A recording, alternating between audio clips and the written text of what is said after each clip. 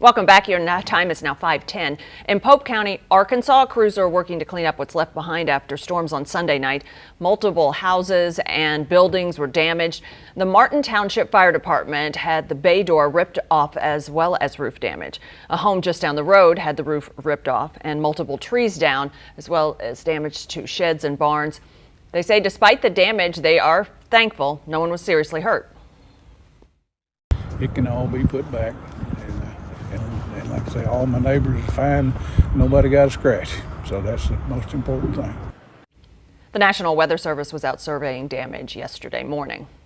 It's that time of year, Tim, and literally this is severe weather preparedness week, right? Yeah, it was. And you're right. It is this time of the year where the severe weather gets going again for pretty much all of the eastern 2/3 of the United States. Most of it, Angie, it happens, south of Missouri, but right. Areas, Mississippi, Alabama, even here in Missouri, we had some run-ins with that stuff. Well, here in central Missouri, it looks like our temperatures today are going to be nice and cold here for the morning hours. Don't so much have to worry about that wind outside. That wind is, for the most part, calm at this time. 25 for the morning temperature in Columbia. There are some spots closer to 19 or 20 outside.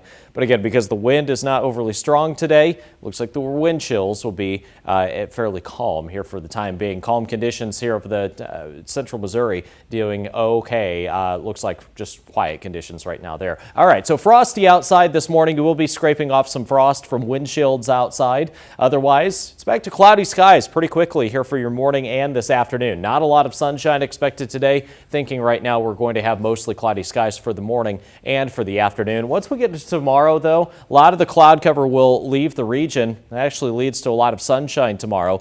It's kind of a struggle, though, to get back to near the 50-degree mark. We've had to trim away some of the temperatures that we were forecasting for Thursday. Originally, it looked like we were going to be around 55. Now that is not the case. The computer models that we used to forecast, they haven't really been doing a good job on temperatures lately, so we have had to kind of adjust and work with this a bit. So highs only in the 40s for the remainder of the week. Actually, into the weekend, we get a serious cool down heading for us. Could see some temperatures even colder than this morning, possibly in the single digits by this weekend. So slightly warmer, though, here midweek.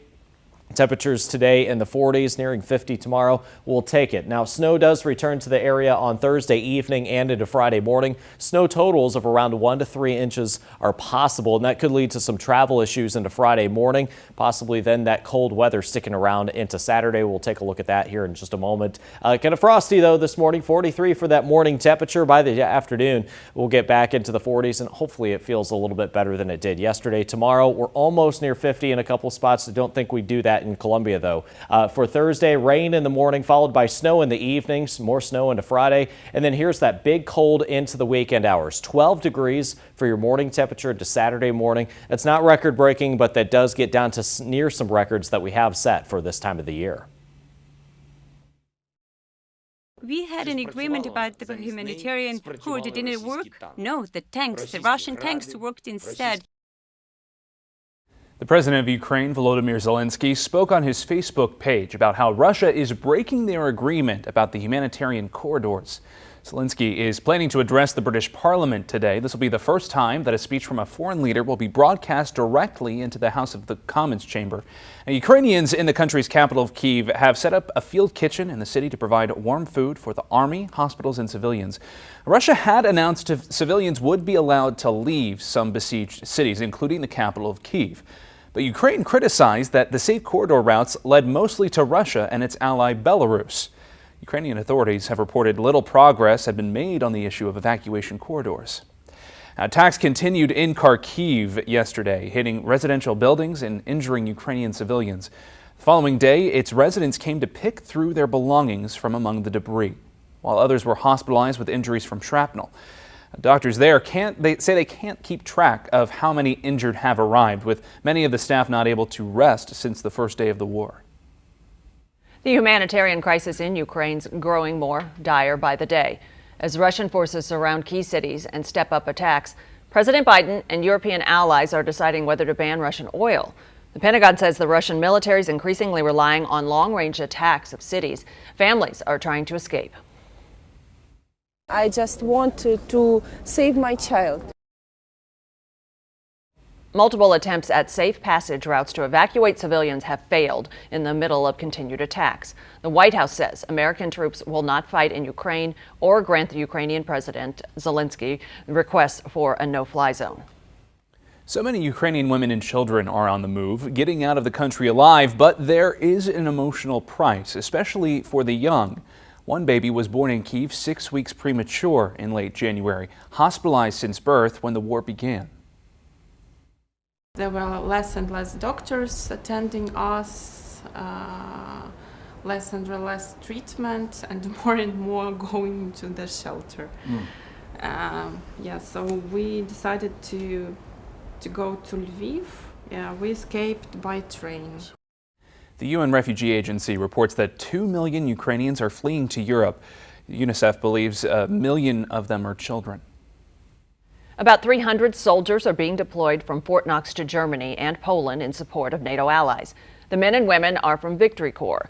Their mission is to deter future Russian aggression. Their loved ones got to say goodbye today. It really means a lot to have the support of my family, both my wife and my kids. So that's what really has given me the strength to keep going today. Many of the soldiers have been deployed before, but this is the first time the deployment is for several junior soldiers.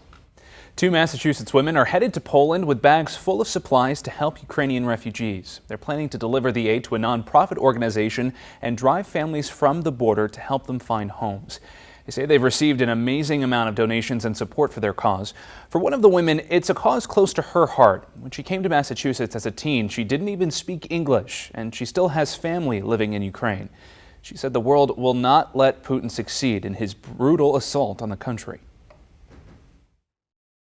Putin will never win because he just can't. There's too much good and too much good in the world. He can't win.